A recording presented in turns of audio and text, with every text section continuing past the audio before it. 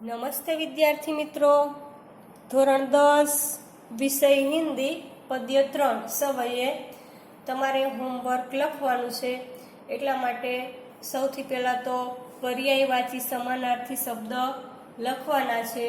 खग, उनका पर्यायवाची समानार्थी शब्द है पक्षी, पंछी, अंडज, विहंग।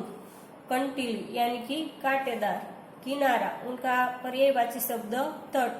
गिरी यानी कि पर्वत, पहाड़, गिर। तरु यानी कि वृक्ष। डाली, उनका समानार्थी शब्द डाल, शाखा, टहनी।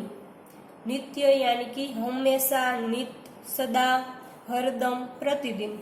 निकट यानी कि समीप, नजदीक, पास। पहिन यानी कि पाषाण, शिला, पत्थर। आँख यानी कि नेत्र, नयन, चक्षु। लकुटी यानी कि लाठी, छड़ी, लकुट। यह उनके समानार्थी शब्द है। पुरंदर यानी कि इंद्र, देवपति। अधर यानी कि होठ, ओष्ठ, ओठ। बेल यानी कि लता। मनुज का समानार्थी मनुष्य, मानव, नर। यह 3 उनके समानार्थी शब्द है। हाथ यानी कि हस्त, बाहु, कर। बाग यानी कि बगीचा, बगिया, उपवन, वाटिका, चमन, उद्यान। तो यह बाग शब्द के सब समानार्थी शब्द है। उसके बाद विलोम शब्द है। कांटा का विलोम पुष्प, फूल। प्रवाह का लापरवाह, सौंदर्य तो कुरूपता, सुख तो दुख, गांव तो शहर, ऊपर तो नीचे, नित तो अनित्य। शब्द समूह के लिए एक शब्द है यमुना नदी का किनारा। यह शब्द समूह के लिए एक शब्द दिया जाता है कालिंदी कुल। कंटीले पौधों का समूह तो झाड़ी। गाय रूपी धन, गोधन।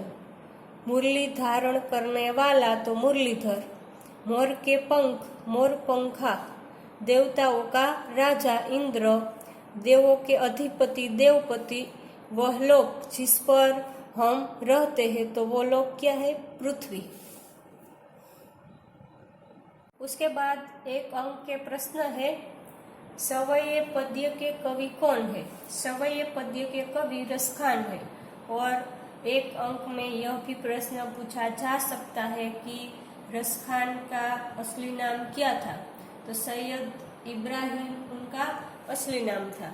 और दूसरा प्रश्न है रसखान किस पर्वत का पत्थर बनना चाहते हैं?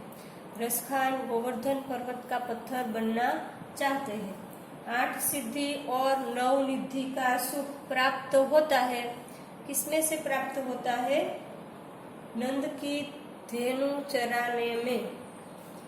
कलधोत के धाम का अर्थ होता है, यह वाक्य पूर्ण करना है। कलधोत के धाम का अर्थ सोने का महल होता है। कालिंदी किस नदी का नाम है? कालिंदी यमुना नदी का नाम है।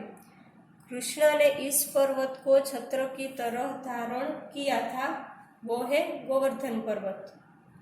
गोपी गले में खालजगिया माला पहनना चाहती है। गोपी गले में गुंजों की माला पहनना चाहती है।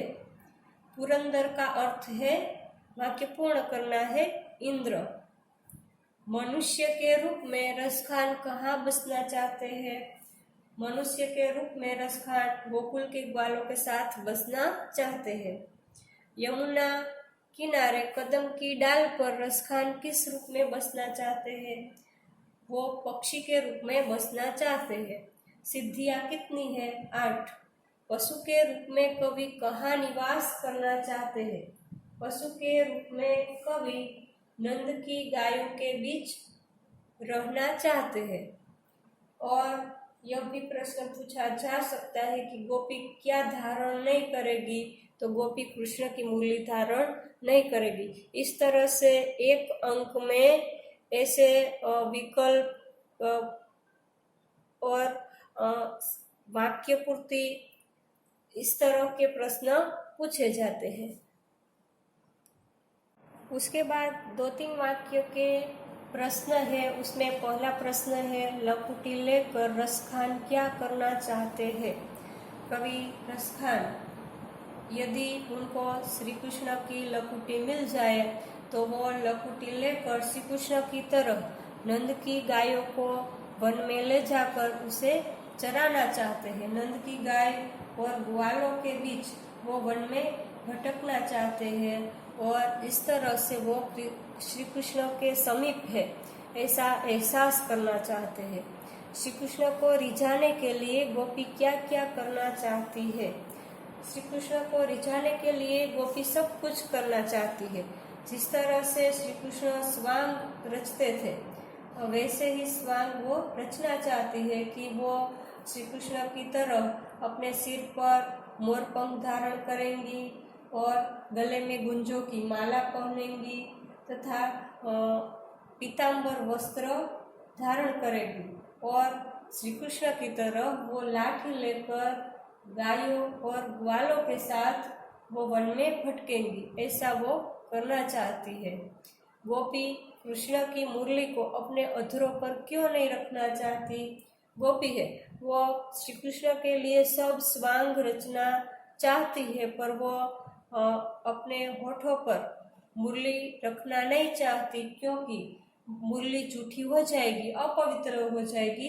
तो इसलिए वो अपने श्री कृष्ण के साथ ऐसा विश्वासघात नहीं करना चाहती, इसलिए वो अपने होठों पर मुरली रखना नहीं चाहती। कवि किस पर्वत का पत्थर होना चाहते हैं? क्यों? कवि गोवर्धन पर्वत का पत्थर होना चाहते हैं। यदि उनको पत्थर के रूप में जन्म मिले तो गोवर्धन पर्वत का ही वो पत्थर बनना चाहते हैं क्योंकि श्री कृष्ण ने उस गोवर्धन पर्वत को इंद्र के कोप के कारण अपने हाथों पर छत्र की तरह उठा लिया था। तो इस पर्वत पर श्री कृष्ण का स्पर्श हुआ है, इसलिए वो गोवर्धन पर्वत का ही पत्थर बनना चाहते हैं। और 4-5 वाक्य में उत्तर यहाँ प्रश्न दिए गए हैं वो आपको लिखने हैं। रसखान श्री कृष्ण का सामीप्य किन रूपों में किस प्रकार चाहते हैं? और दूसरा प्रश्न है कवि श्री कृष्ण से संबंधित किन वस्तुओं की अभिलाषा करता है? इनके लिए किन वस्तुओं को छोड़ने के लिए तैयार है? तीसरा प्रश्न है कृष्ण की मुरली का ब्रज की स्त्रियों पर क्या प्रभाव पड़ा? और चौथा प्रश्न है कृष्ण के प्रति अपनी भक्ति प्रदर्शित करने के लिए क्या न्योछावर करेंगे?